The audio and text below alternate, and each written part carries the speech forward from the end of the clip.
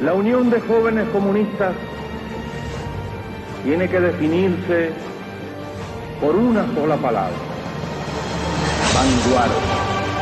Conjugamos una misma actitud y un mismo lenguaje frente a los problemas esenciales del pueblo. Ahí está, en todas partes donde hay alguien que trabaja, ahí está el partido. Tras los barrotes de la cárcel donde hay miles de compañeros, ahí está el partido, ahí está. La Juventud Comunista no estamos a la defensiva, ni estamos aquí para negociar derrotas. Estamos a la ofensiva, en la conquista de los derechos de la clase trabajadora, en la conquista de la Tercera República, en la conquista del socialismo, en la conquista de esa vida mejor. ¡Despertar! Explotado por los patronos, asesinado por los fascistas. ¡Despertar! Existe una alternativa, los comunistas tenemos una alternativa a este fracaso neoliberal que nos están vendiendo, y sin duda vamos a luchar por ella. Sepan que no se van a enfrentar con señoritos, sepan que se van a enfrentar con hombres. Forte il pugno che colpirà in ogni paese, in ogni città. Chi cammina sopra i corpi. Lunes 6 de enero de 2004. Programa número 50 y mucho de Iskra Radio. La bandiera rossa della libertà, come chi combatte sui monti, con le scarpe rosse quando fischia il vento. Y el programa de hoy lo trataremos un poquito más sobre la veteranía. Hablaremos con compañeros que han estado, están y estarán en el partido, en el sindicato, y también recordaremos a gente que estuvo y que aportó también lo suyo. Contro l'oppressore, come Steven Biko Cimil, la comandante Clelia, Samora Machel, come il Che Parabundo Martí, figli della stessa rabbia. Y aparte de eso, como siempre, tendremos la redacción, la pregunta tonta, memoria histórica y bueno, lo de siempre. Todo esto y mucho más en el programa de hoy, el 57 de Iskra Radio, que comienza ahora. Figli della stessa rabbia, il pugno che colpirà in ogni paese, in ogni città. Chi cammina sopra i corpi, violenza le culture, cancella i ricordi. Forte braccio che alzerà la bandiera rossa della libertà, come chi combatte sui monti, con le scarpe rosse quando fischia il vento. Come tu senza sentire poter partire, ti cade il loro, come chi combatte col cuore, nella gola del poveri contro l'oppressore, come Steven Biko Cimil, comandante Clelia, Samora Machel, come Che Parabundo Martí, figli della stessa rabbia, come tu, Lady Cheyenne, Tupac Amaru e Simon Bolivar, come Che Parabundo Martí, figli della stessa rabbia.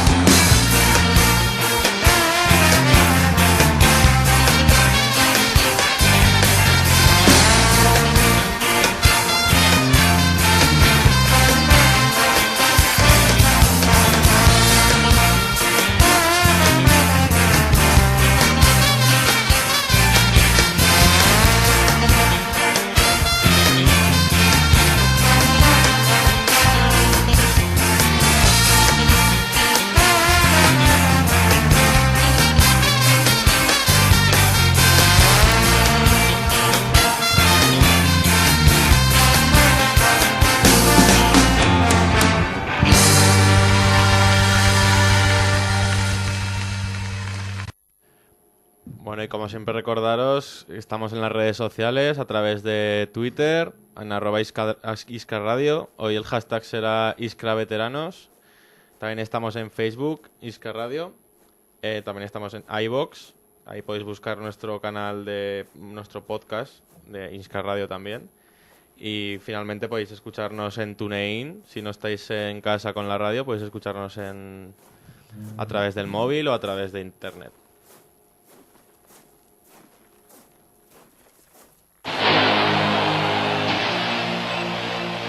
Las tres derrotas significan mucho para mí. Las tres derrotas y los 42 claveles. Entre ellos simbolizan a todos, porque hubo muchísimos. pero eso está muy reciente, porque era JSU. Y yo a la JSU las diré toda mi vida, lo que me queda, viva la JSU.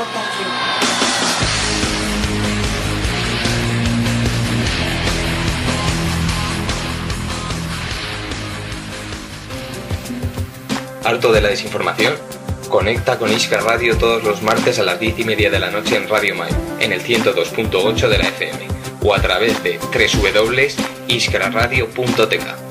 Iskra Radio, el programa de la Juventud Comunista en Aragón.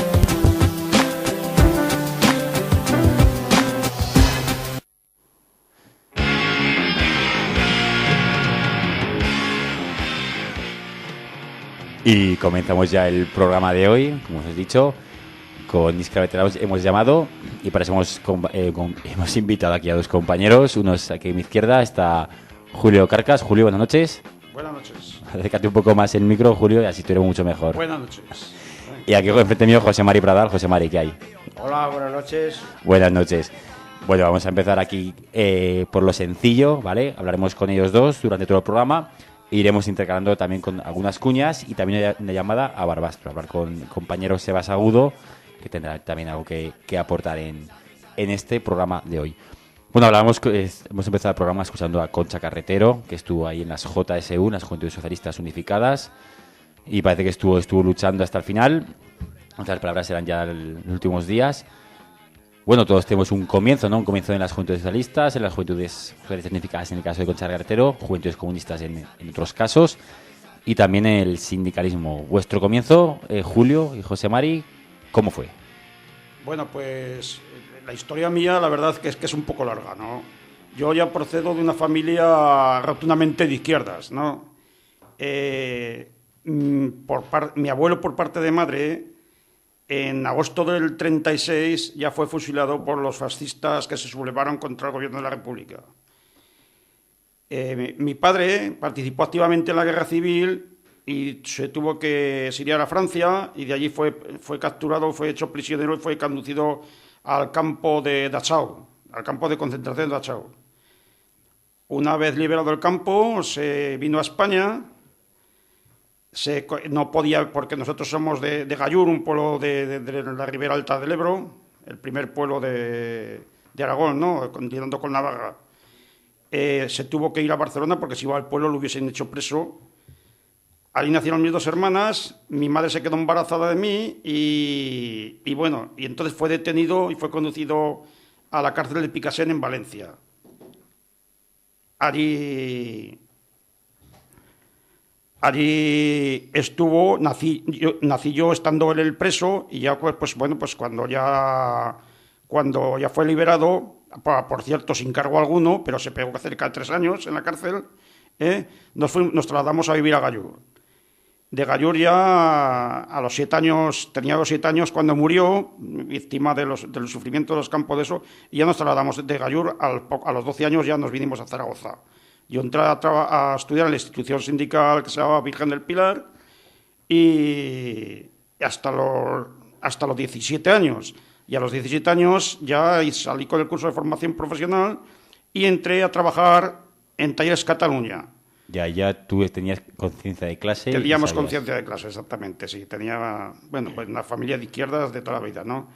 En Talleres Cataluña, al poco tiempo de estar allí en el taller, ¿cuál fue mi sorpresa? Que éramos torneros y teníamos una taquilla individual en cada torno para nosotros, para guardar las herramientas, el bocadillo, etcétera.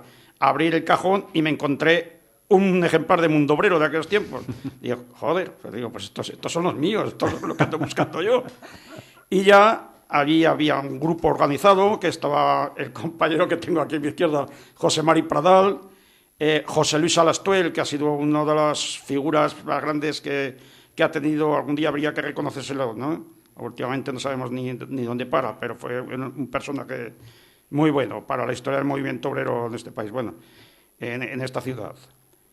Y ya, pues establecimos contacto, de ahí pues nos metimos, ya entré a formar, entré a participar en la Juventud Comunista, hasta que llega una edad determinada, pues que ya pasas al partido. No sé, ¿Cómo claro, es? ¿Cómo es el paso de una... porque claro, esto es la época del franquismo, aquí está todo ilegalizado. ¿Cómo llega una persona y entra a formar parte de la Juventud Comunista, del Partido Comunista? ¿Qué es una captación? ¿Tú vas a buscarles a ellos? Yo en este caso, claro, al ver el mundo obrero digo, leches, aquí está el partido. Y entonces fui a buscarlos yo a ellos y ellos a mí, ¿no? Puede decir que fuera la cosa simultánea, ¿no? Y entonces empezamos, el José Luis Alastuey, vivía en la calle Antonio Mara Caleret, su madre, y allí empezamos, pues había 2 revistas en aquellos tiempos que se podía catalogar como progresistas, que era Cuadernos para el Diálogo y la revista Triunfo. Y allí cada domingo nos preparábamos una charla sobre un artículo estaba Joaquín Jiménez, que fue ministro con Franco, pero luego evolucionó la democracia cristiana, bueno, era un nombre bastante... Y allí estudiábamos los artículos y poco a poco nos íbamos formando, ¿no? Y pues ya hasta que dijeron, bueno, ¿quieres formar parte de la Juventud Comunista? Pues encantado de la vida. Y ya pues formamos parte de la Juventud Comunista, y en aquellos tiempos es que se mezclaba todo, la Juventud Comunista, comisiones obreras juveniles, era un patiburrillo, aquí estábamos siempre todos en el mismo sitio. Yo no sé qué deja José Mari. Se estaba riendo aquí José Mari, te recordaba algo, José Mari, ¿tú cómo arrancaste? Bueno, mira, en primer lugar, felicitaros por el tinglado, la mesa esta de radio que habéis montado. Es un proyecto muy bueno. Para, en fin, difundir nuestras ideas y, en fin, dar a la gente un poco de esperanza y de calor calor humano que tanta falta nos hace. Bueno, pues me estaba riendo un poco porque estos éramos muy jóvenes. Yo empecé sobre 22 años, era obrero metalúrgico. Entonces empecé muy joven, Talleres Cataluña. Entonces alternábamos la lucha sindical. Bueno, mi toma de conciencia ya era, en fin, por mi hermano Isidro Pradal, que es muy conocido también, ya venía un poco ya estaba un poco, mi conciencia ya estaba un poco más o menos madura. Entonces allí, sobre el Tajo, sobre la lucha, pues todavía se adquiría conciencia, madurez, en fin. Entonces allí nos empezamos a organizar con José Luis Alastuey y varios... Julio era más joven, era un más jovencico, aunque no es mucho, está jubilado, pero vamos, era majo, comparado con nosotros era más joven. Y entonces yo tenía 22 años. Bueno, entonces tomamos contacto, empezamos a organizarnos, nos presentamos en las elecciones sindicales, el sindicato vertical, el sindicalismo vertical, y yo salí de jurado de empresa. Alastuey también era enlace sindical, estaba en enlace sindical, y depende de la categoría de la empresa, era jurado de empresa. Entonces conjugábamos la lucha, aprovechamos el sindicato vertical, estaba lleno de todo, prácticamente de fachas, falangistas, en fin, era un nido de fascistas. Bueno, pero en fin, los trabajadores de entonces éramos todos jóvenes, pues había una media de edad, pues de 22 a 35 años eran la mayoría, que sobre todo metalúrgicos. También había mucho trabajo en la construcción, pero los que más organizados estábamos fueron los del metal. Entonces, yo en el partido también empecé prácticamente, pues empecé a militar al mismo tiempo casi que en comisiones obreras. Se creó con Zaragoza Sindicato Comisiones Obreras, totalmente clandestino en la clandestinidad, ayudado por los comunistas veteranos, muchos ya no viven, bueno, Manolo Gil es uno de los pocos que viven, Machín, un grandes sindicalistas, Rafael Casas, en fin, había una planta enorme, ¿no? Alejandro Flor de Lis. Alejandro, que de Tudor. Gamboa, sí, es que recuérdame, tengo las suyas. Entonces, ahí... Rafael Ruiz, que por cierto podía estar aquí. Luego pues allí empezamos con nuestra poca experiencia, entonces, en plena, pura clandestinidad, con situaciones muy difíciles, empezamos a organizarnos y conseguíamos cosas bastante majas. ¿Qué se conseguía, por ejemplo? ¿Cuáles eran esas pequeñas victorias del día a día? Pues las primas, entonces se trabajaba prima o destajo, humanizarlas, se conseguían pues pequeñas reivindicaciones, pero de tipo salarial. O sea, utilizábamos la peseta como palanca para darnos a conocer. Las reivindicaciones económicas, como ahora, son muy importantes. Entonces, utilizamos todo tipo de triquiñuelas y de medios. El caso es concienciar a la gente, que también ahora nos quejamos de que la gente está muy pasota, muy mira para otro lado. Bueno, entonces también la gente, aparte de que era una dictadura, recuerdo que hubo un referéndum. Una de las cosas, anécdotas, un referéndum franquista, que había que votar a Franco, sí o no. O sea, vamos, eso era algo... entonces, dice, no era obligado a votar. Entonces, recuerdo que nos quedamos unos pocos sin votar. Ahí nos quedamos... ¿No fuisteis a votar? No fuimos a votar. O sea, era la abstención, nos abstuvimos. Fíjate si había miedo con ese referéndum, que aún mi madre aún decía... Y dice, hijo mío, es que si se va a votar otra vez va a venir la guerra. Sí, tu madre que estaba concienciada, claro, que había pasado... Sí. Bueno, amenazaban con que no te pagarían la paga extraordinaria, en fin, una cantidad de mentiras. Entonces, luego decíamos, mira, no nos han descontado nada, y aquí estamos. En fin, una de las... Luego ya cuando había que dar... con el sindicato, comisiones, había que darle una proyección... salir un poco de clandestinidad, darle más luz, darle que nos conociesen. Entonces, de ahí empezó el año, me parece que fue el año 68, puede ser, es que no sé. Lo de la Asamblea de Torreón. Entonces, en las graveras fue la primera caída que tuvo Comisiones Obreras como sindicato. ¿Qué era eso? Cuenta un poquito qué era eso de las caídas para las personas que no... Una caída entonces se le llamaba cuando había detenciones. Por ejemplo, pues había algún fallo, entonces estábamos muy vigilados por la policía, la Brigada Político-Social, que era una banda de fascistas descerebrados, así de claro. Eran, en fin, te seguían, en fin, y si te descuidabas, siempre había descuidos porque nadie es perfecto. Entonces, yo, la primera caída que tuvo el PC ya fue en los años que yo no era muy crío, quizá Isidro se acuerde más de esa primera caída, que eran todos trabajadores de Giesa. Pero luego ya cuando nos abrimos para que Comisiones Obreras se diera más a conocer a nivel de Zaragoza, pues hicimos una asamblea abierta en las graveras de Torrero, donde está el guano, esa zona ¿Está él? del cementerio. Ah, es el cementerio. El guano que dicen, esa donde el tiro de la bola, allí se hizo. Entonces allí, pues... Y el Ikea y todo eso. Sí, bueno, entonces eran todo... Y había que arriesgarse, pero había que salir. Fue una asamblea abierta y claro... Una asamblea abierta. Entonces, claro, ya vino la policía y allí pues nos detuvieron pues a un montón de gente.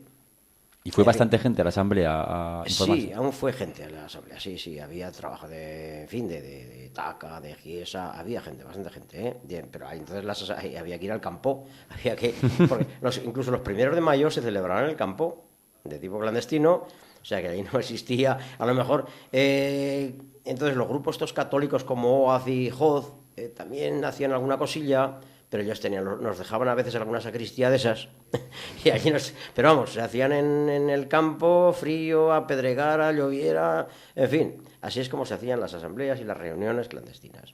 O sea, era... aire libre.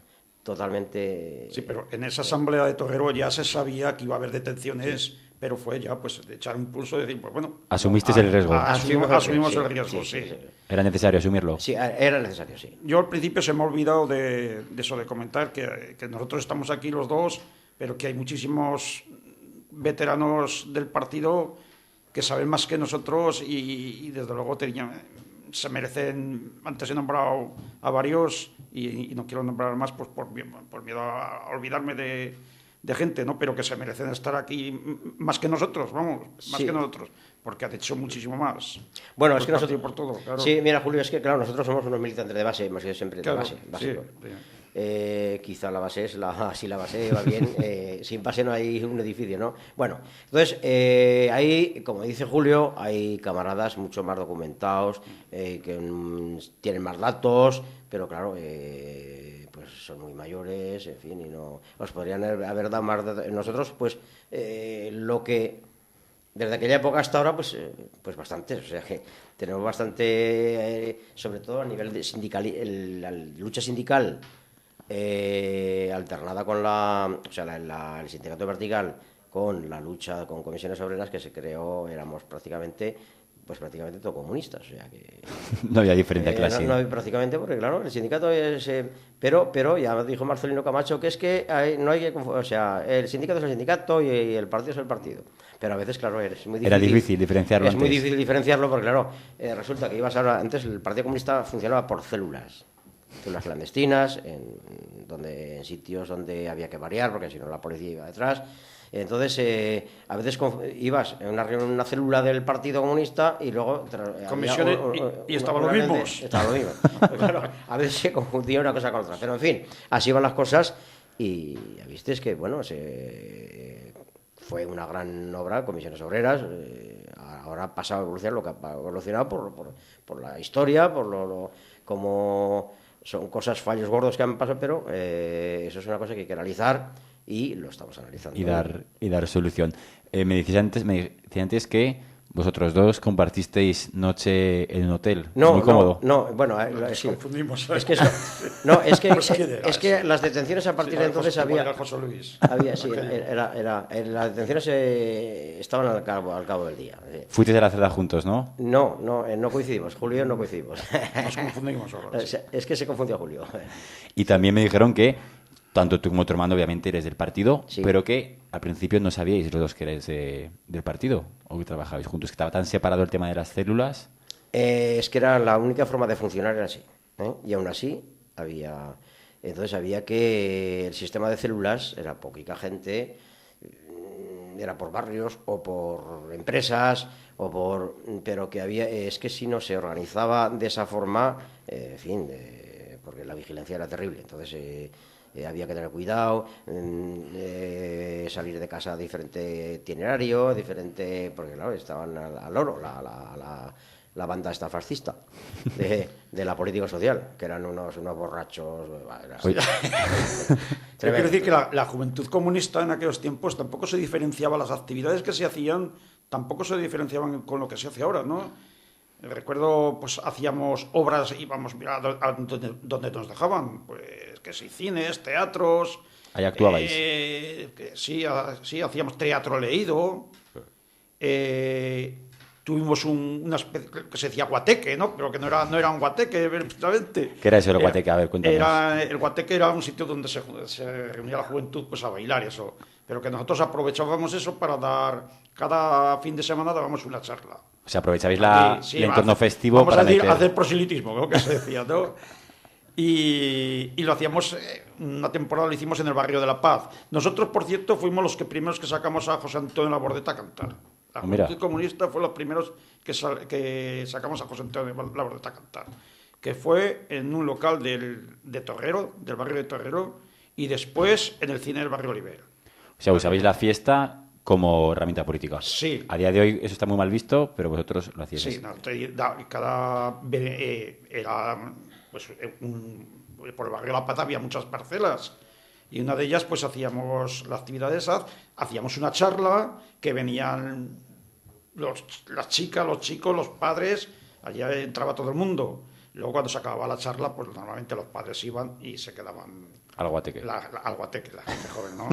Y una de esas fue cuando vino la policía e hizo una redada allí que nos llevó a comisaría, igual estábamos 200 en comisaría. ¿Y cuando ibais a la comisaría, qué os decía la policía? Pues bueno, pues en ese caso, poco a poco fue soltando a todos y nos dejó pues a 7 o 8. Y pues bueno, en ese caso pues, pretendían saber quién había dado la charla. La charla la había dado entonces el que era secretario de la Juventud Comunista, que era, en este momento no está en el partido, no está en la Juventud, pero bueno, se puede decir el nombre, no pasa nada, Luis Martínez. No creo que haya policía a buscarlo ahora. No. Y era el que había dado la charla y bueno, y pues nosotros... Claro, ¿qué hacíais allí? Además es que era verdad, leche, porque en ese caso yo y Rafael Casas hijo, después de acabar la charla, digo, vámonos para el centro. Cogimos el autobús y nos bajamos para el centro.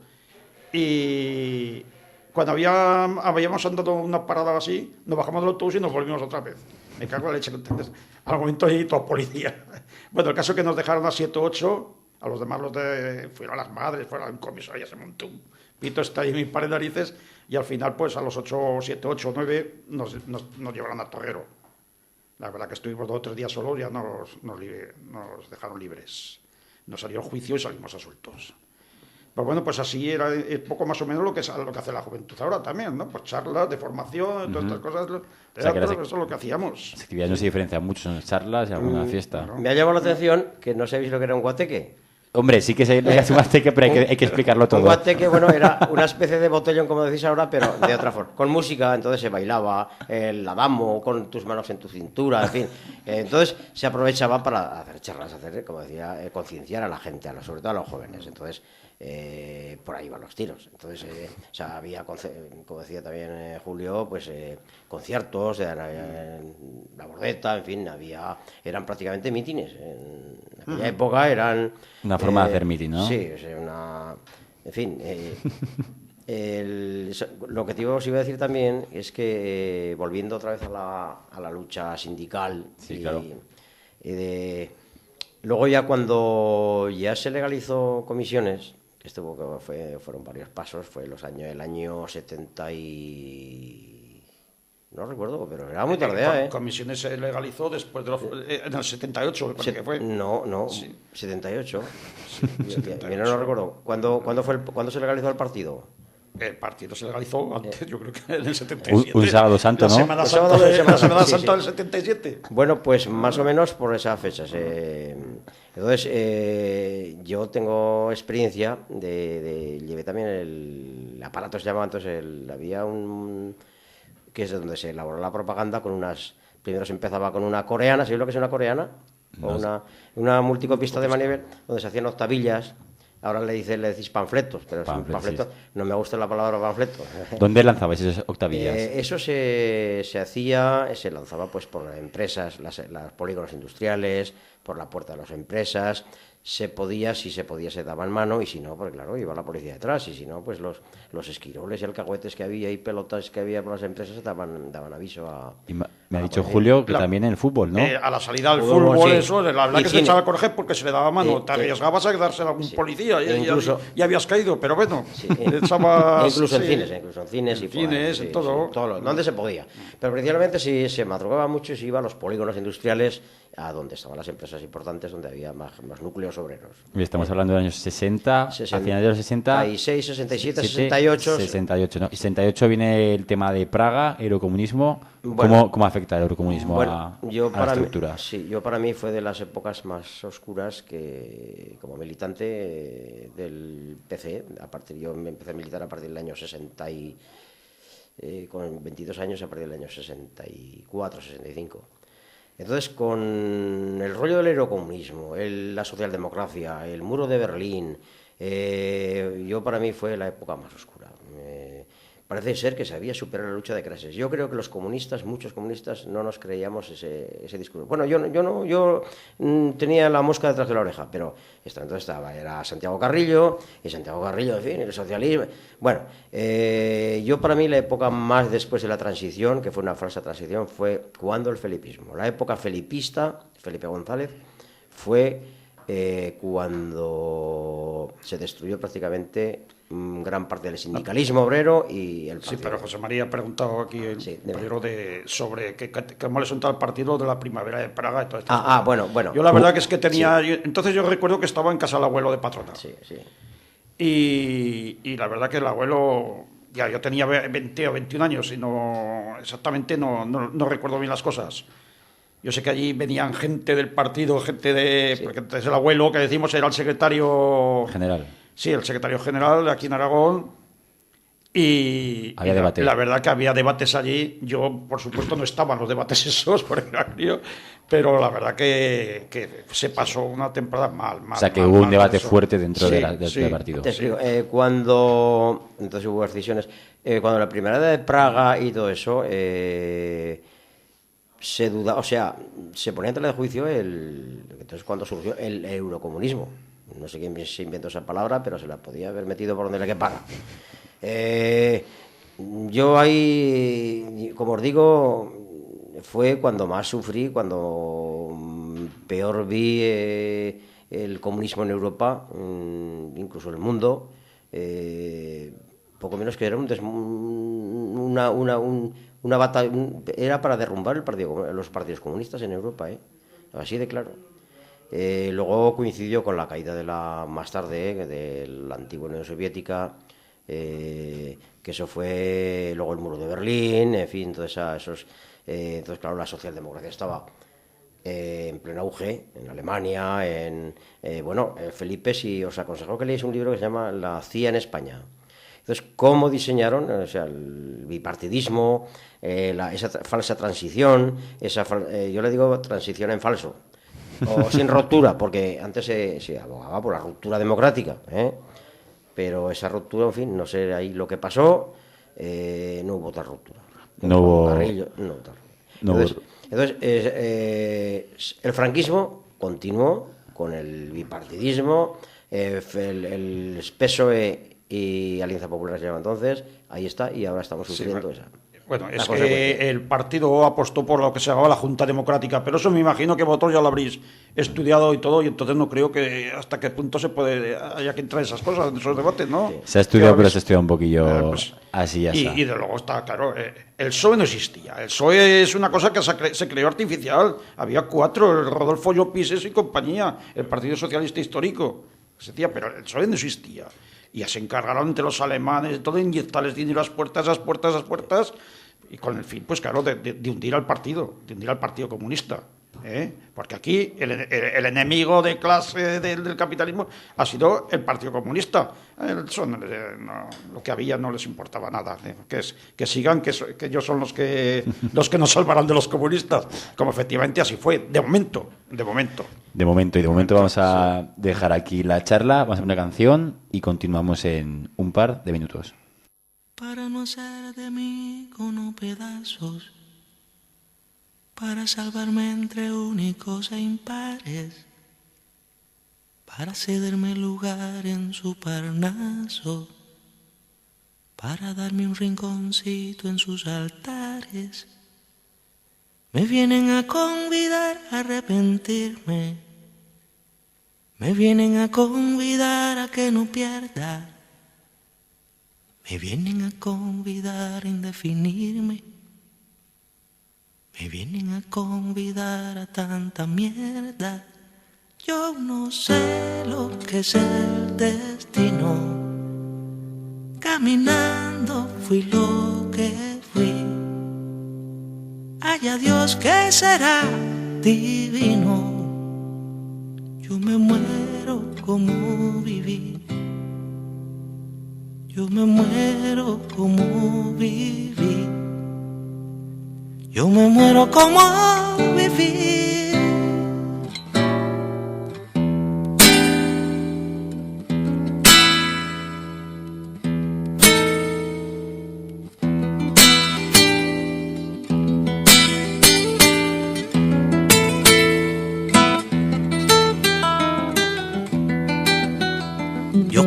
Seguir jugando a lo perdido.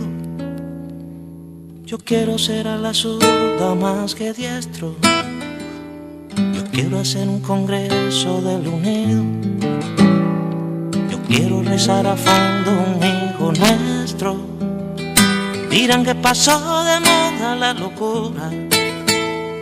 Dirán que la gente es mala y no merece. Yo partiré soñando travesuras. ¿Acaso multiplicar panes y peces?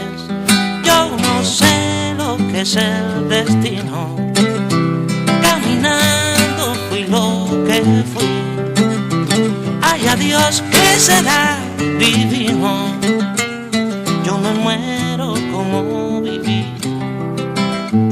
Yo me muero como viví. Yo me muero como viví.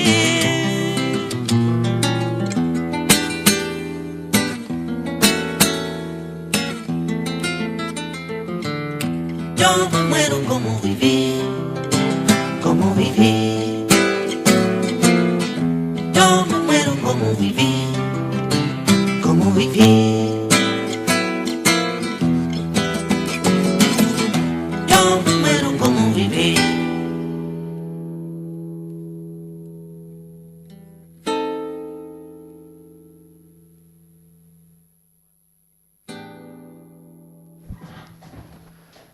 Bueno, y continuamos con el programa. Ahora viene una parte, que es la parte de la entrevista. Tenemos aquí al teléfono a Sebastián Agudo, que es un compañero que está en Barbastro. Creo que hablamos con él hace unos meses ya. Y bueno, tenemos a otro lado. Sebastián, buenas noches. Vale, me parece que no me oye, o al menos no lo oigo yo. Así que vamos a probar a ver si el compañero puede recuperar la llamada o que nos vuelva a escuchar. Mientras tanto, me gustaría presentar, Sebastián es un compañero de Barbastro que, nació en París porque estuvo, su padre se exilió, ¿vale? Con el tema, ya sabéis, de la guerra civil. Nació allá en París y,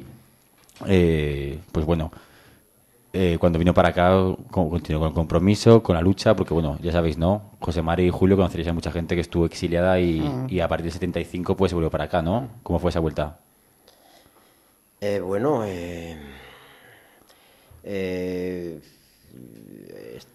Tardó.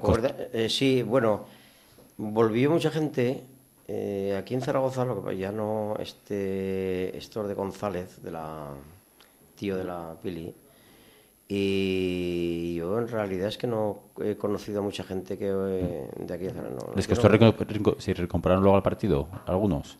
Yo lo único que conozco así, el que más, es Floreal Torquez.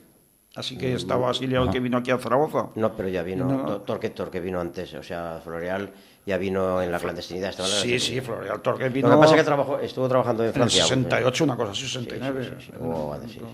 ¿Había comunicación cuando estabais aquí en Zaragoza o en el partido con la gente que había fuera? Sí. ¿Sí? Yo eso no lo sé. Sí, pero se hacía era riguroso clandestino, claro. Se hacía con mucha discreción, entonces la dirección del partido tenía relación porque se recibía alguna ayuda, en fin. Entonces había relación, sí. Estaban organizados fuera, en el exilio estaban organizados. Que estaban en Moscú, supongo, ¿no?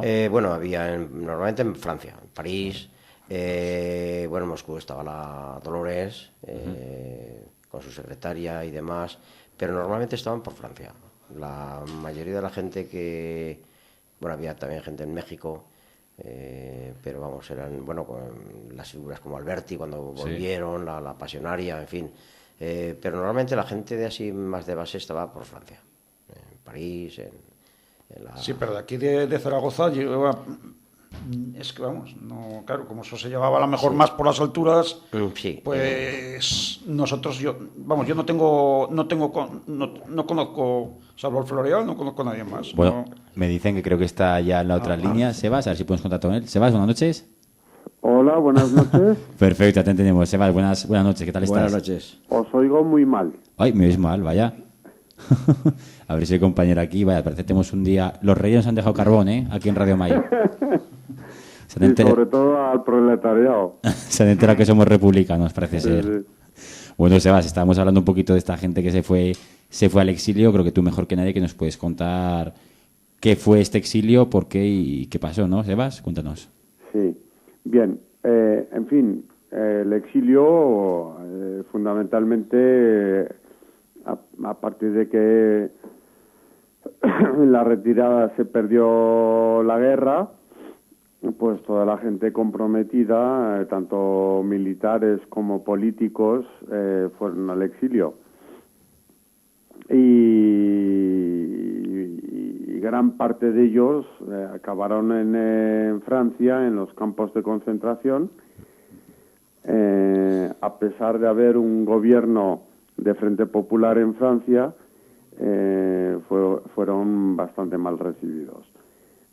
Muchos de ellos pasaron por penales y campos de concentración donde hubo unas purgas bastante importantes. Muchos de ellos incluso murieron en esos campos de concentración. Y luego, poco a poco, debido a la situación mundial de la Segunda Guerra Mundial, fueron cambiando las cosas y muchos de ellos salieron de los campos en campos de trabajo y muchos de ellos ya pasaron a formar la resistencia. Hubo una fuerte presencia entonces en la resistencia francesa. Sobre todo en Francia, sí, efectivamente. Y luego también imagino que el nazismo también llevó bastante gente, como al padre del compañero Julio, a los campos, ¿no? Sí, efectivamente. Lo que pasa que entonces el Partido Comunista y los cuadros del Partido Comunista se organizaron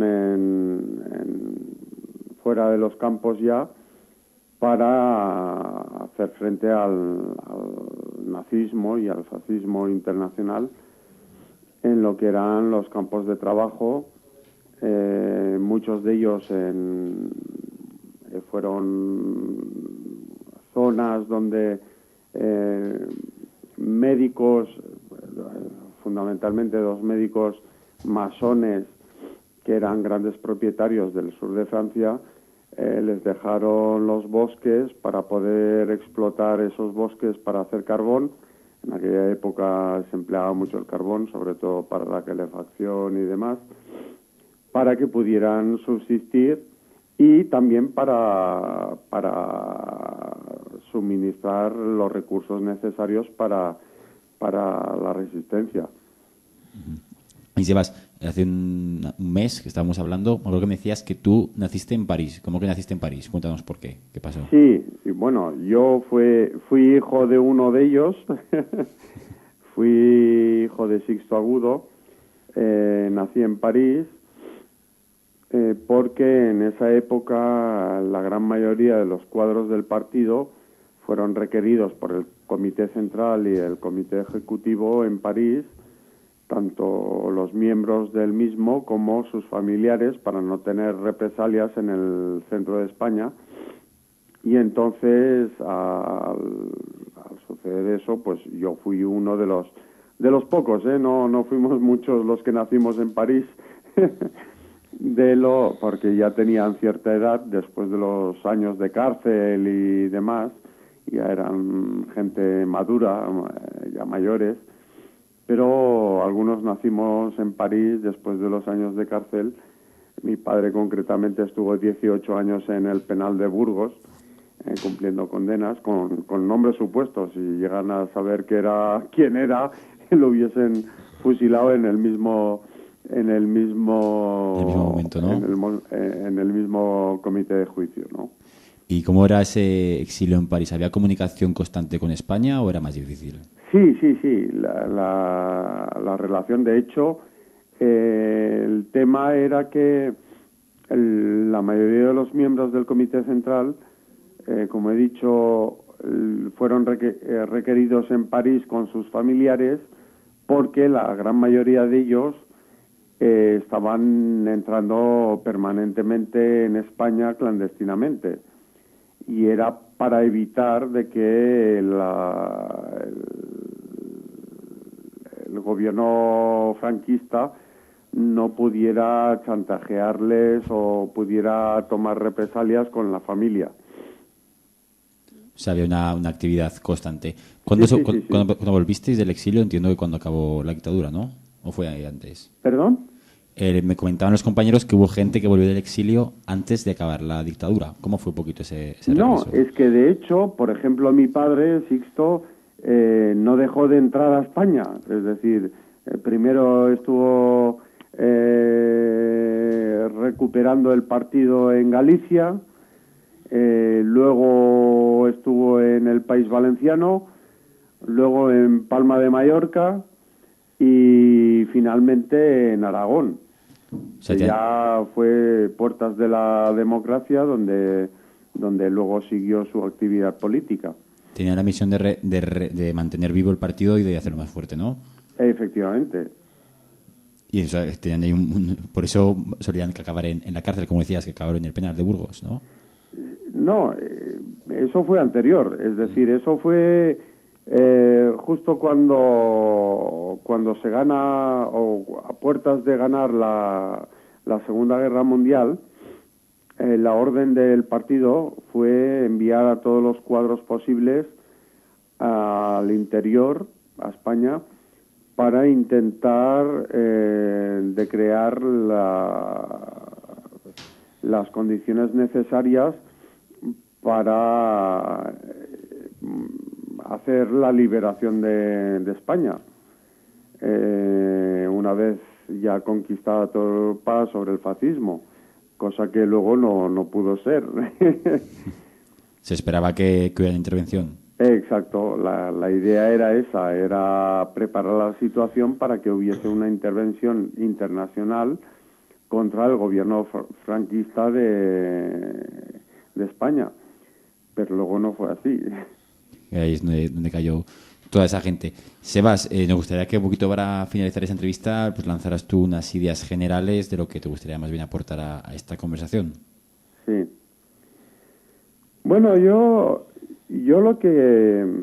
A ver, unos datos importantes que quisiera remarcar. Dinos.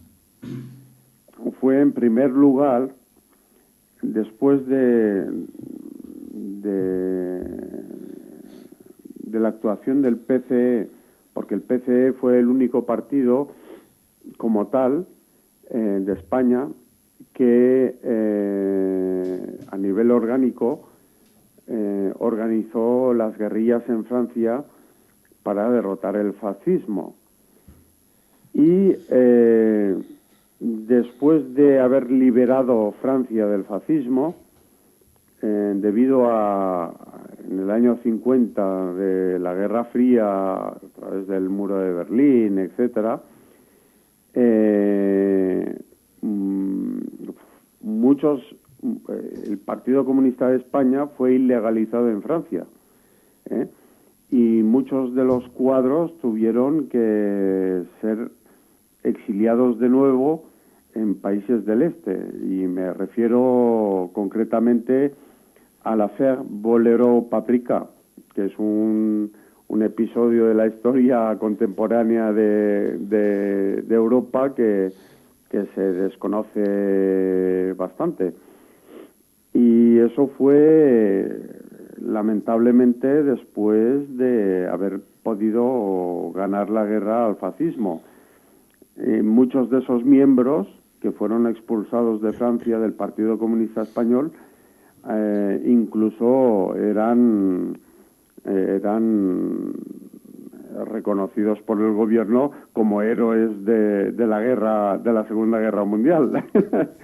Son esas incongruencias que nos encontramos en la historia, al igual que los campos de concentración, donde se maltrató a más de 500.000 personas republicanas españolas cuando llegaron en Francia con un gobierno de Frente Popular, donde gobernaba el Partido Socialista francés.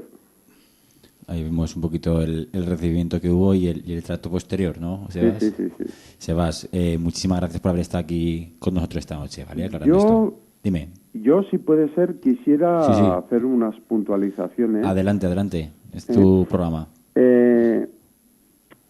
A raíz de todo esto, de todo el episodio de la Segunda Guerra Mundial, de cómo... Porque no nos olvidemos que también el gobierno del Frente Popular, de Leon Blum, fue el que en España acabó de zanjar la guerra de España, porque tenemos que recordar que ese mismo gobierno francés, progresista, entre comillas, fue el que firmó el pacto de no intervención con Hitler y Mussolini. Y para que veamos un poco las contradicciones de los pensamientos y de la historia. Y además, para finalizar un poco mi intervención, quisiera resaltar un tema muy concreto, y es que en España la democracia española, o la transición española a la democracia, se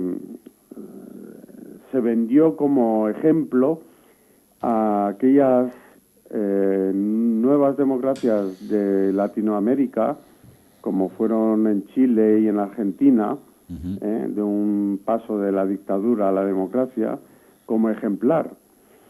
Y pasados 30 años, hemos visto de que en esas repúblicas han hecho justicia, y actualmente han condenado los gobiernos dictatoriales de la época, y en cambio en España seguimos sin condenar las atrocidades del franquismo. Cierto, cierto. Entonces, en España estamos en la Comunidad Económica Europea, donde nos valagloriamos de ser una democracia ejemplar y demás, cuando en realidad, y muchos de los problemas que tenemos con diferencia de los demás países europeos en España, vienen debido a eso.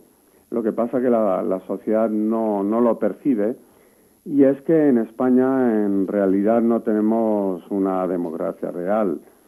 No tenemos una democracia real, tenemos una democracia de hecho. Se firmaron los pactos de la Moncloa, luego la Constitución española, pero mientras en este país no se haga justicia sobre los crímenes lesa humanidad del franquismo, en este país no tendremos una democracia real. Y ese es uno de los principales problemas que en España nos está suscitando esta crisis tan profunda y tan tremenda, sobre todo a las clases desfavorecidas, principalmente la clase trabajadora. Y mientras eso no suceda, mientras en España no se haga justicia, difícilmente podremos ponernos al nivel de las democracias europeas. Y con eso quería concluir mi intervención hoy, esta noche. Buena conclusión, Sebas. Muchísimas gracias por tu aportación. Venga, gracias a vosotros. Que vaya bien. Un fuerte abrazo. Un fuerte abrazo. Gracias a ti, Sebas. Hasta luego. Nos comentaba un poquito, Sebas, con esta reflexión final de que esto no es una democracia. Entiendo que la compartís, ¿no? Sí, nos ha dado una lección así por completo, vamos. Y sobre todo lo que ha dicho, que bueno, que aquí se quejan de las víctimas que ha producido la ETA, y con razón, pero se les olvida, por supuesto, claro, dicen, a partir de aquí nos podemos quejar, de aquí para atrás, bueno, pues yo todavía no sé dónde están los restos de mi abuelo, no sé en qué cuneta están, pero de eso no se callan, no dicen nada. Aquí esto es la democracia que decía el compañero Sebas. Dice el compañero Sebas que su padre estuvo en la cárcel, vosotros también estuvisteis en la cárcel, por poco tiempo. Entiendo, por poco tiempo, no 18 años, sí. No es lo mismo. Pero bueno, me gustaría un poquito que contarais un poquito cómo era esa experiencia de estar en la cárcel. Bueno, debido a la militancia que teníamos, pues sobre todo en comisiones obreras se participaba mucho, pues a la hora de negociar los convenios colectivos de empresa y sobre todo provinciales.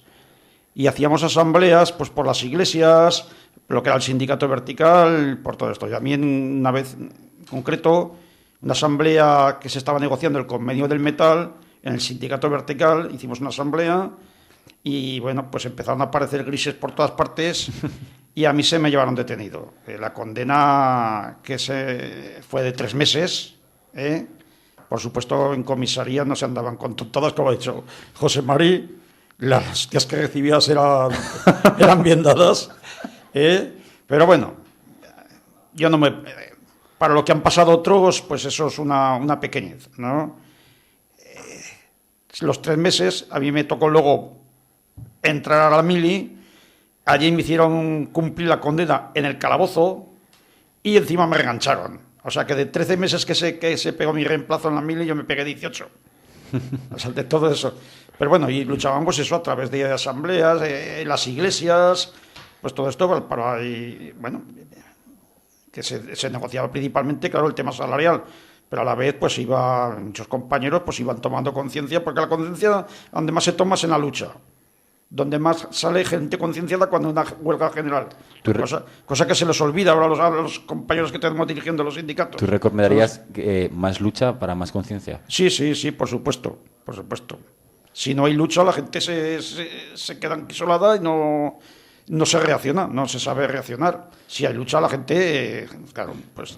¿Estuviste en la cárcel? Una pregunta, ¿en la cárcel había mucho rojo? Sí, yo en concreto los días que pasé en la cárcel estuve con Rafael Casas padre y Rafael Casas hijo, en la misma celda.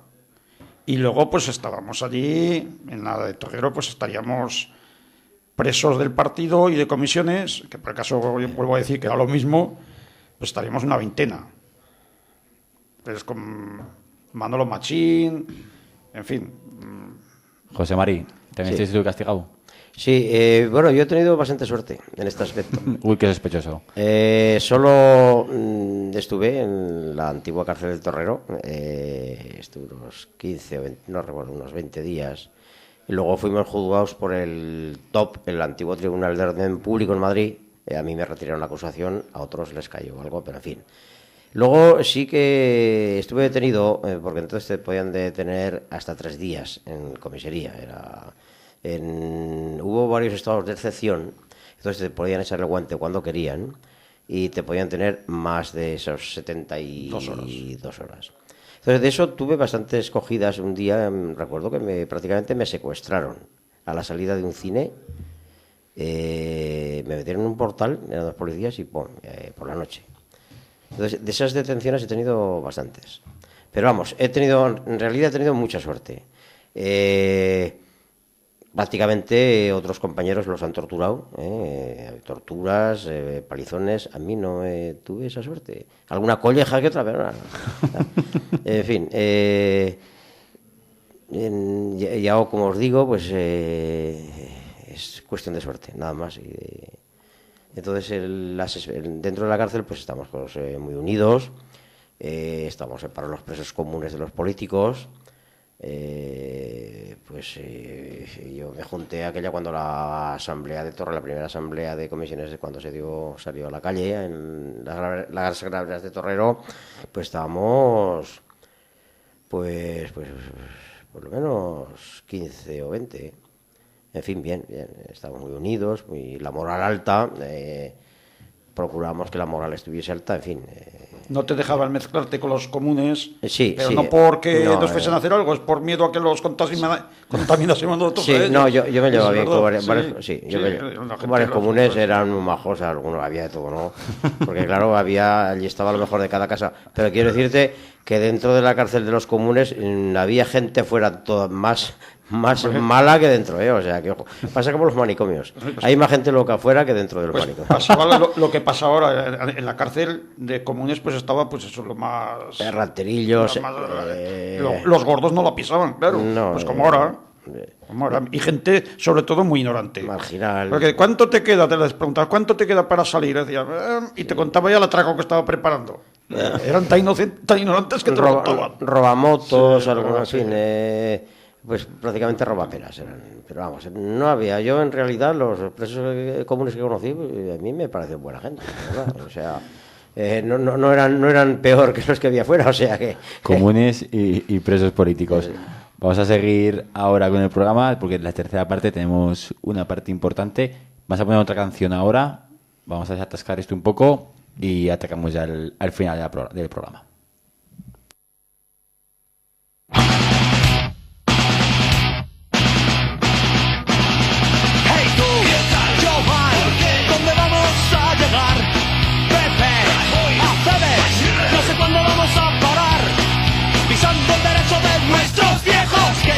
Nos quiere ocultar, no juguéis con nuestros sentimientos, no. Cubrir, tapar lo que fue nuestra realidad, morir en pie, que menos nos podemos brindar. Gente que luchó por otra convivencia, dialogando y sin imposición, todo para conseguir conciencias libres. Allá va la republicana, ondeando libertad, libre, libre, libertad, libre, libre, libertad, igualdad y solidaridad. Allá va la republicana, ondeando libertad, libre, libre, libertad, libre, libre, libertad, igualdad y solidaridad. El rey, la ley, otra cosa más que tragar. Yo pago, es paga, conservando su divinidad. Son naipes de la desesperanza, iglesia, monarquía y honor militar.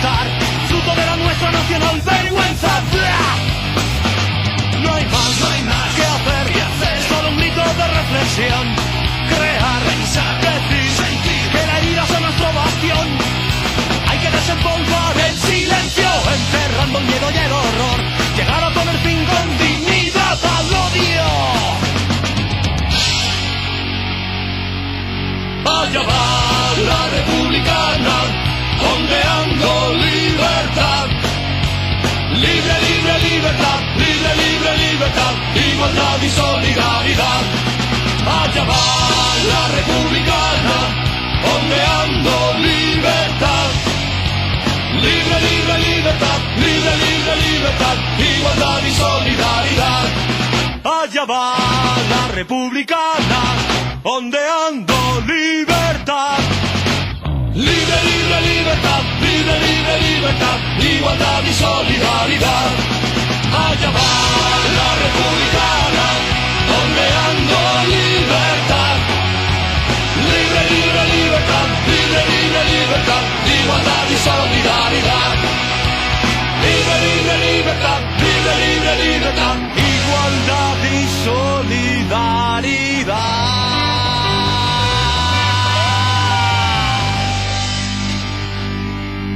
Allá va la republicana, ondeando libertad. Libre, libre, libertad, libre, libre, libertad, igualdad y solidaridad.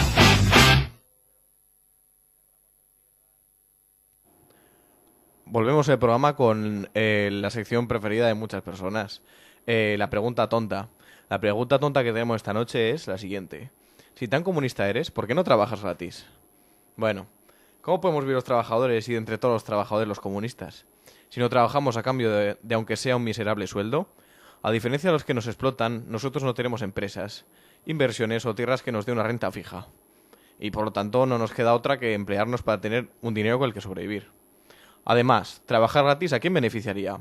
Casualmente, en la mayoría de los casos, tenemos que trabajar para esos mismos que quieren destruir cualquier organización de los trabajadores porque nos quieren bajar el sueldo y reducir nuestras condiciones laborales y de vida en general, a la misma miseria. Solo faltaba que en vez de luchar por la subida de salarios, por la mejora de condiciones de trabajo, por trabajo para todos, empezáramos a trabajar gratis para generarles más beneficios. Ni los comunistas nos oponemos al trabajo, ni queremos que trabajar gratis sin recibir nada a cambio, pues como dijo Marx, de cada uno según sus capacidades, a cada uno según sus necesidades. Y esta era una parte más de esta sección que hemos hecho nueva, que se llama la pregunta tonta. Preguntas que hacemos, que nos hacen siempre los comunistas y que hay que responder. Esta pregunta era, si tan comunista eres, ¿por qué no trabajas gratis? Os lo pregunto a vosotros, José Mari, Julio, si tan comunistas que sois, ¿por qué no trabajáis gratis? ¿Qué responderíais? Bueno, eso es una gilipollez. Eso no hace falta. En este país han descerebrado muchísimas generaciones porque hemos tenido tantos canallas, desde los reyes hasta el último canalla, este dictador. Ha habido tanto canalla y luego la religión, con todo respeto, pues hay gente muy descerebrada y pregunta verdaderas gilipolleces. Digo, ¿trabajar gratis? Pues hombre, pues yo ahora que estoy jubilado hago trabajo gratis. O sea, sí, claro, me entretengo. O sea, pues hace poco pues les hago alguna instalación eléctrica a alguien, algo, o sea que bueno, luego el trabajo, que es un derecho fundamental, un derecho humano, inalienable. Todo el mundo tiene que tener su trabajo y se tiene uno que ganar la vida con su trabajo, o sea, que en una sociedad comunista y donde sea. Otra cosa es la explotación, otra cosa es que el sistema capitalista, si no explota a sus trabajadores, pues, como él es el dueño de los medios de producción, pues no hay ganancia, ¿no? Y si no hay ganancia, pues ha ganado y al paro y tal. Pero en fin, y el trabajo es necesario, eso sí, un trabajo digno, estable, de calidad, eso es fundamental, la verdad, es un derecho inalienable. Un derecho inalienable. Pero además, como ha dicho José Mari, que es una pregunta, ¿por qué lo trabajamos gratis? Pues sencillamente, los comunistas no queremos trabajar gratis, pues porque no queremos que la plusvalía de nuestro trabajo, los beneficios, sigan acumulándose en manos de los de siempre. Queremos, pues bueno, trabajamos para tener un sueldo digno y con ese sueldo poder tener una familia, poder sacar tiempo libre para que los trabajadores cada vez estemos más formados y poder combatir mejor precisamente a estos que nos dicen estas cosas, para combatir la explotación del hombre por el hombre, que es por lo que queremos una sociedad sin clases. Una sociedad sin clases por la que también combatió la siguiente persona que va a oírse ahora y la que presentaremos un poquito más adelante.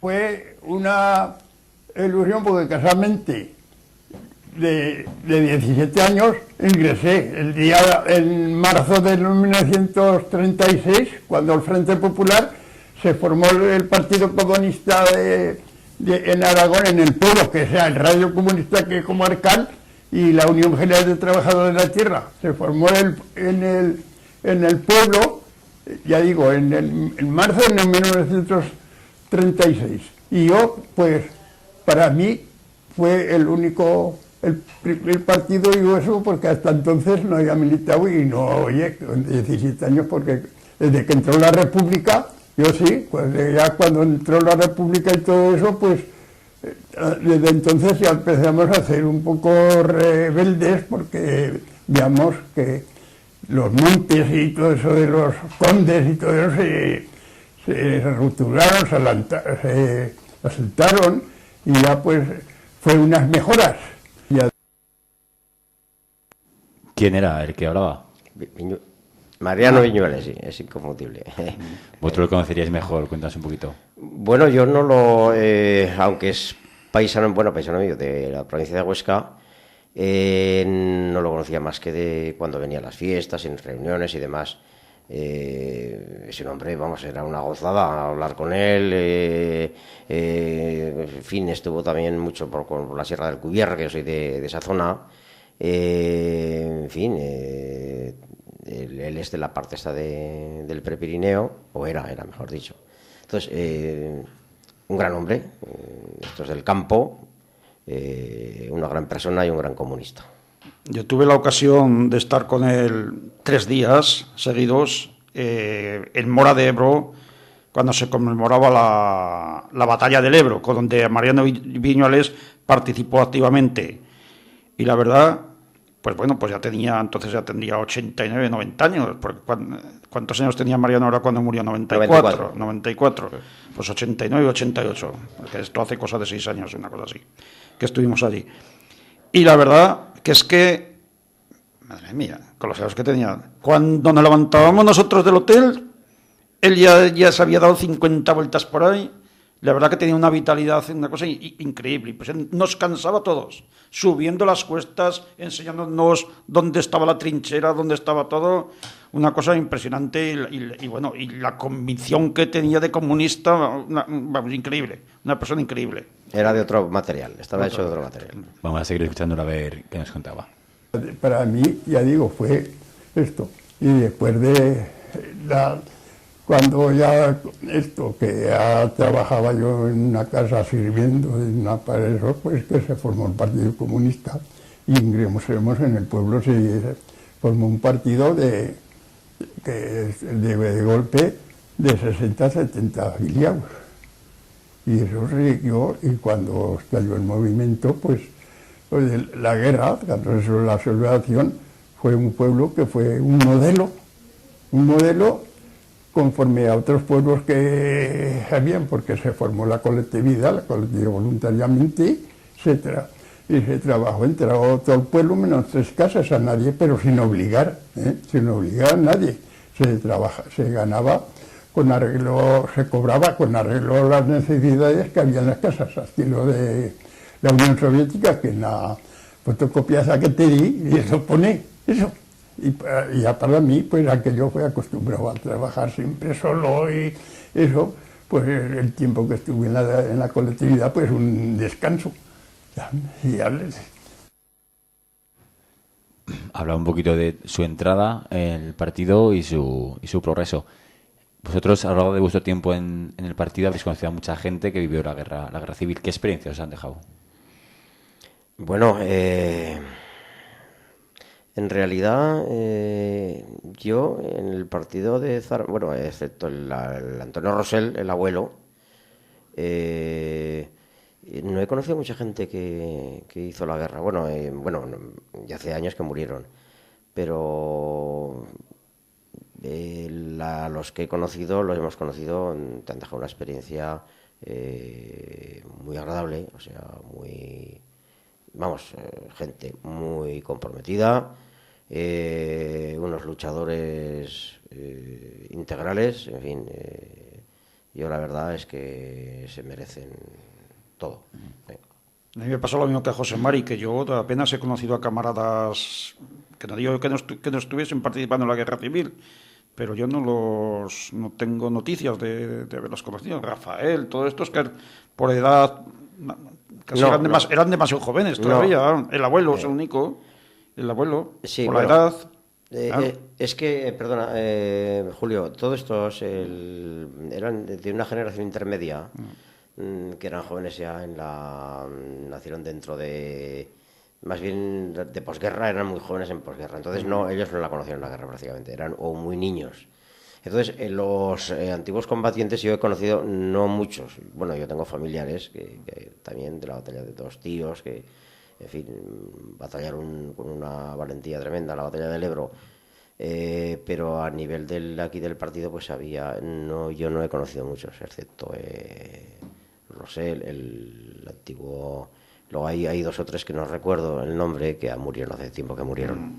Pero, en fin, deja una huella tremenda, o sea...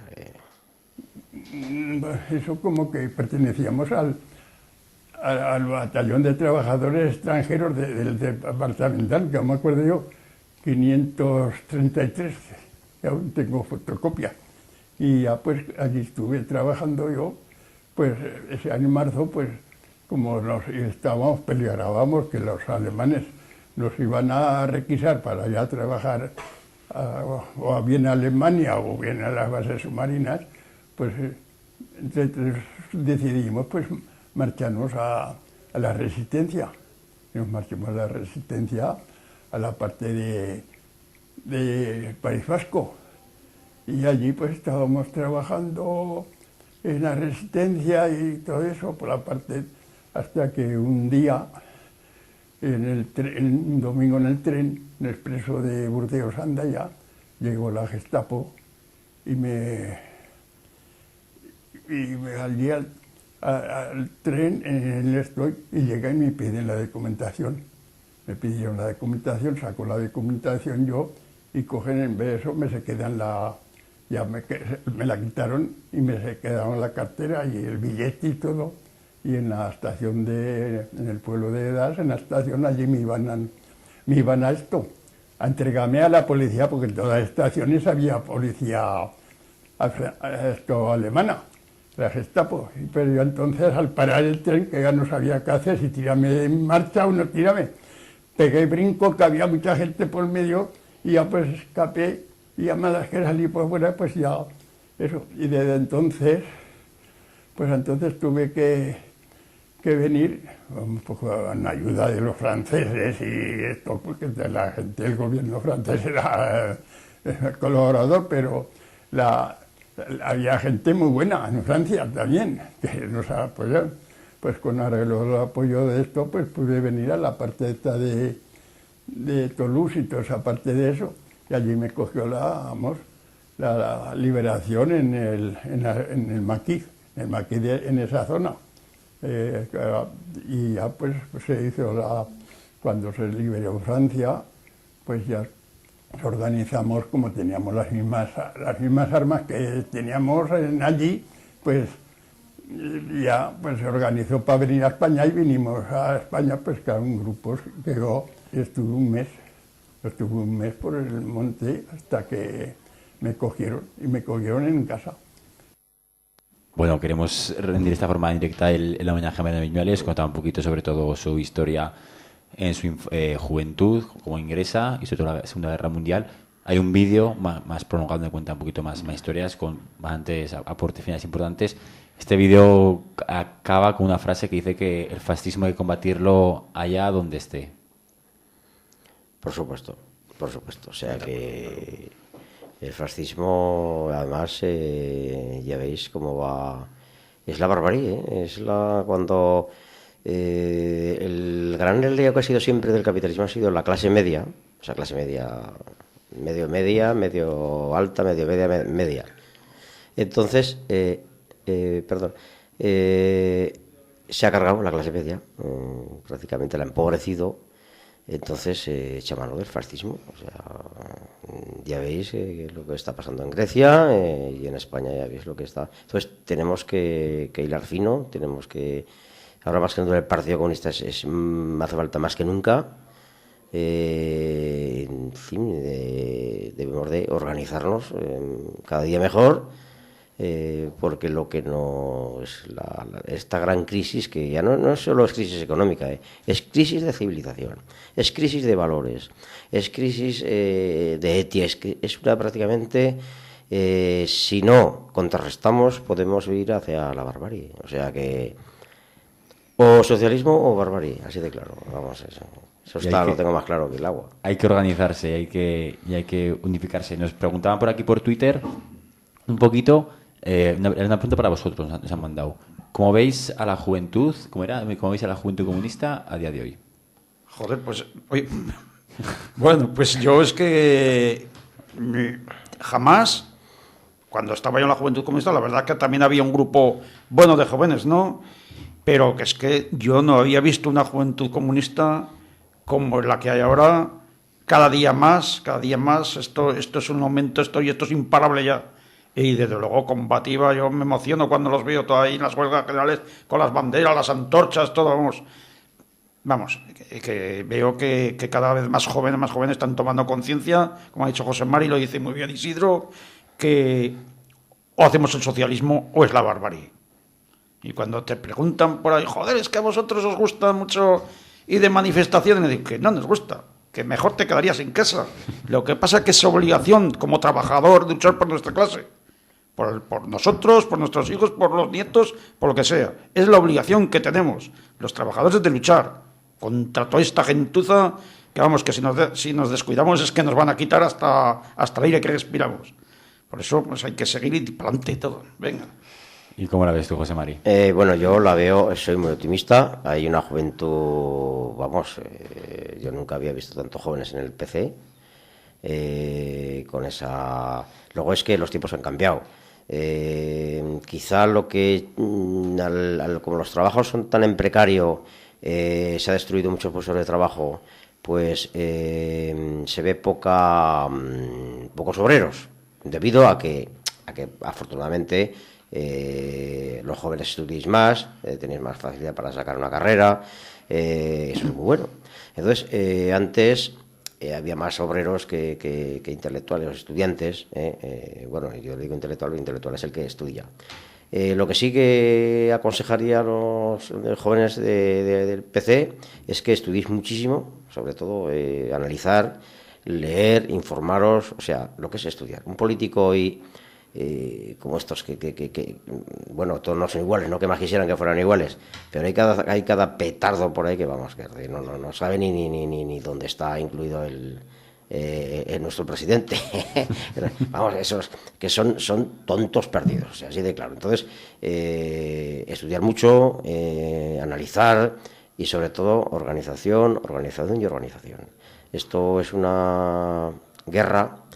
El capitalismo nos ganó una batalla, o sea, nos ganó la batalla ideológica, que ha sido con la socialdemocracia y de todo ese tinglao, con el felipismo. Bueno, ellos dicen que la lucha de clases estaba ya superada. ¿Qué coño va a estar superada, hombre? Sí. Ahora que contra más se ve la diferencia de lucha de clases, hombre. Lo que pasa es que ya dice todo el mundo clase media, aquí todo el mundo es clase media y punto, y luego tenemos una clase de pobres que dicen ellos para acojonar más a esa clase media ficticia que en fin.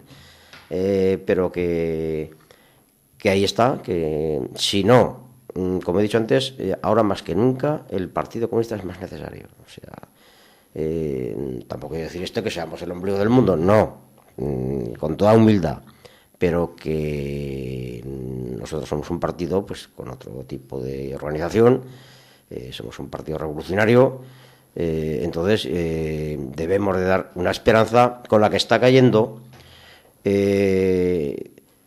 dar una esperanza, una salida a esta sociedad. Y además, otro mundo es posible.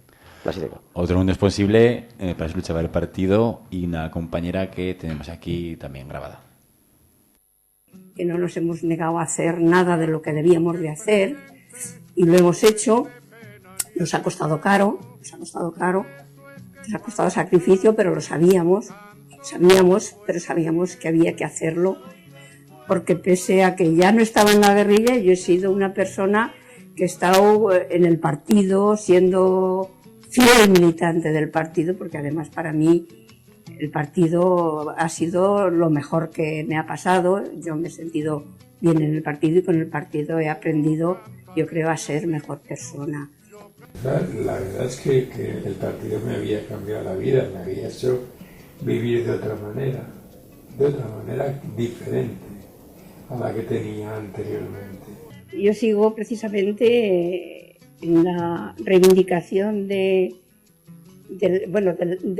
la lucha por la justicia para todo el mundo, para toda la gente que está en las cárceles, hombres y mujeres, para toda la gente que no puede estar porque los fusilaron, porque quedaron en el camino, y sobre todo a ver si es posible que algún día, ya que descendemos de aquella república, a ver si algún día podemos todavía, nosotros ya no nos va a dar tiempo, pero por lo menos supongo que puede ser posible que vosotros, los jóvenes, empujéis para que esto sea posible.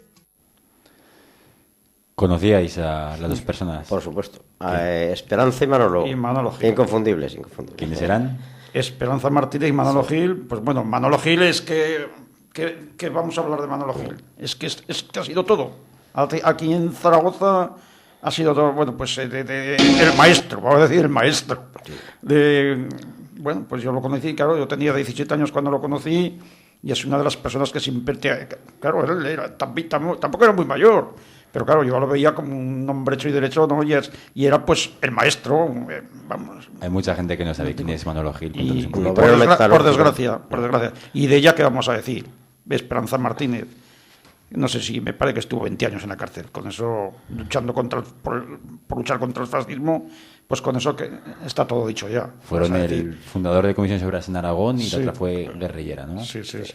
Sí, prácticamente de los fundadores de Comisiones Obreras. Sí. Entre Manolo era un trabajador era un metalúrgico, está Machín, Alejandro Casas,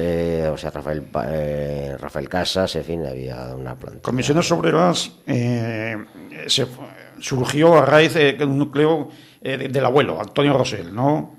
Pues un núcleo que estaban alrededor de él, que cogían los fines de semana, se iban en bicicleta al campo, y allí el abuelo es el que los seleccionaba. Entonces ellos eran unos críos, Isidro, Manolo, Machín, Gamboa, Alejandro Flor de Lis, todos estos que eran, claro, ya han fallecido.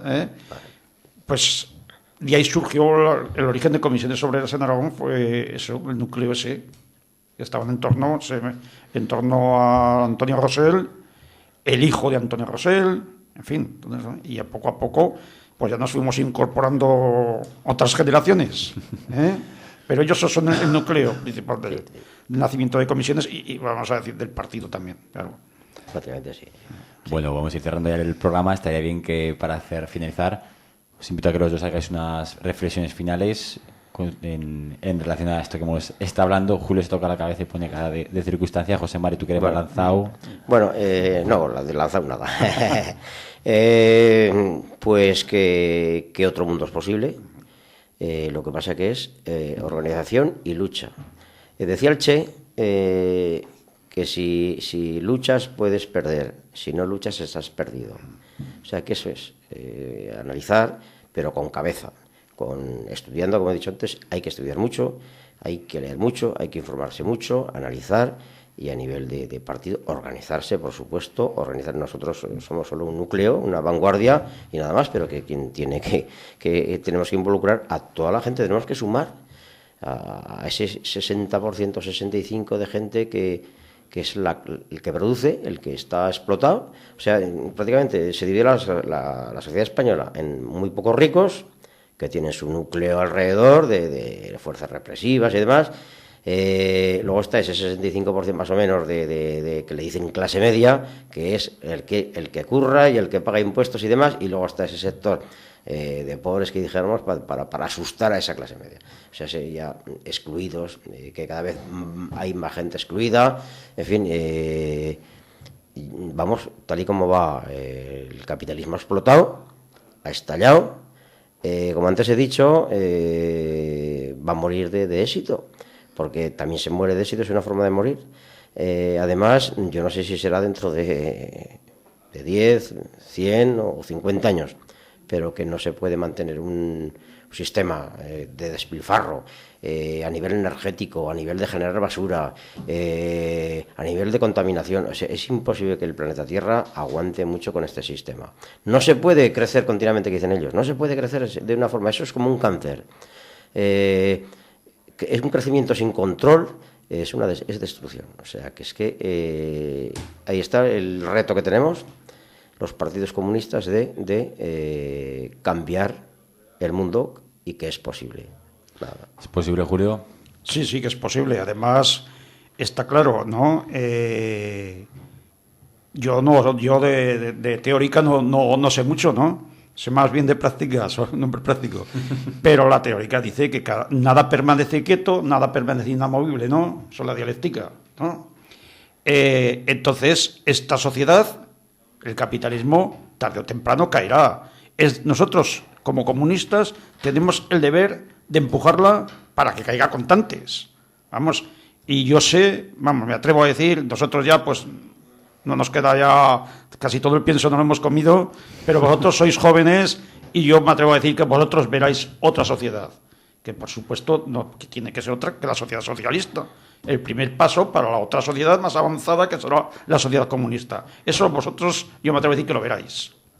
Bueno, pues con esta frase final vamos cerrando el programa, dejamos a los compañeros de la redacción y nos vemos en un par de minutos. José Mari, muchas gracias por haber estado esta noche aquí. Gracias a ti, Julio. Y Julio igualmente, también a ti. Muchas gracias a vosotros. Bueno, un saludo. Salud.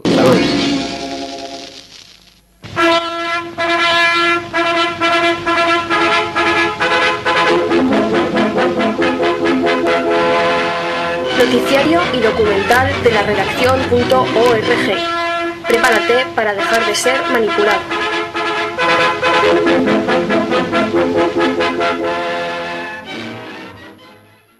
Las voces que hemos recordado en el programa de hoy no tienen cabida en los mass media. Los medios de comunicación, fieles a su papel de guardianes de la ideología dominante, son cómplices del silencio y por lo tanto responsables del olvido que padece la sociedad.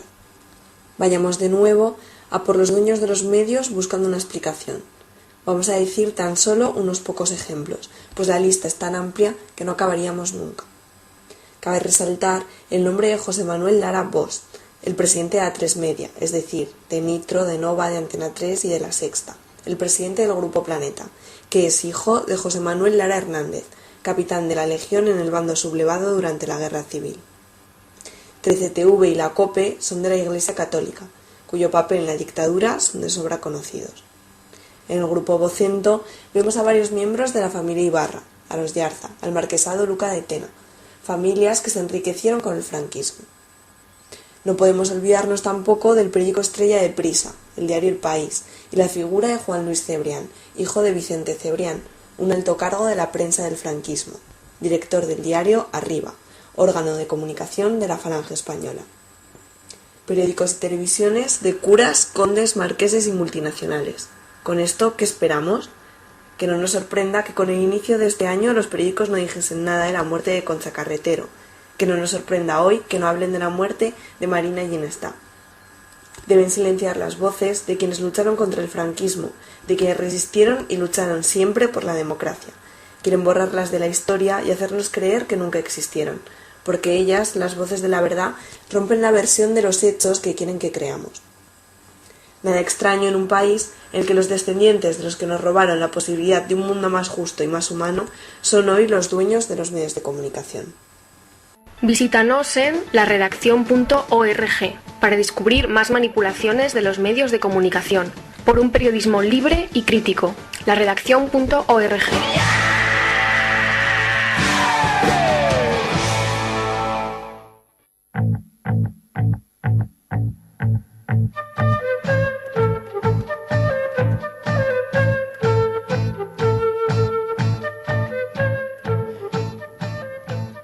Y cerramos ya el programa acabando este Iskra Veteranos que tenemos aquí. Sin más, me gustaría ya cerrar, no lanzamos convocatorias, os lanzamos esta vez invitaciones, ¿vale? Estas invitaciones van siendo que os acerquéis por la RSP, El que no sepa qué es la RSP, le invito a que escuche el próximo programa, el del día 13, que se llama Justicia Social. Ya hablarán más extendido de qué es esto de la RSP, la Red Solidaria Popular, en la que pasamos un poquito ya de largo de lo que viene siendo la solidaridad y vamos más allá, vamos a la justicia social, al reparto más igualitario. La RSP, ahí está en Delicias, os invitamos a que os acerquéis y la conozcáis. Bien, ya sabéis, este jueves a las 12 reemitimos el programa para que quiera volver a escucharlo en YouTube, iVoox, bueno, y Facebook, Twitter y todas las redes sociales que vamos teniendo sobre la marcha, y la página web, como siempre, iscarradio.tk. Poco más, muchas gracias por haber estado ahí y nos vemos en las ondas, como siempre. Buenas noches.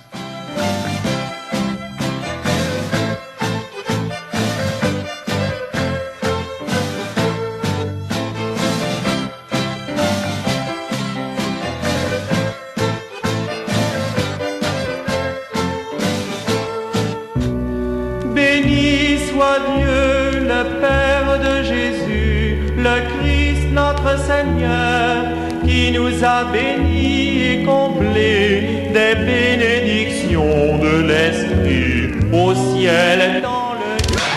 Por otro lado, la burguesía jamás cederá el poder sin combatir y sin verse obligada por la acción revolucionaria de las masas.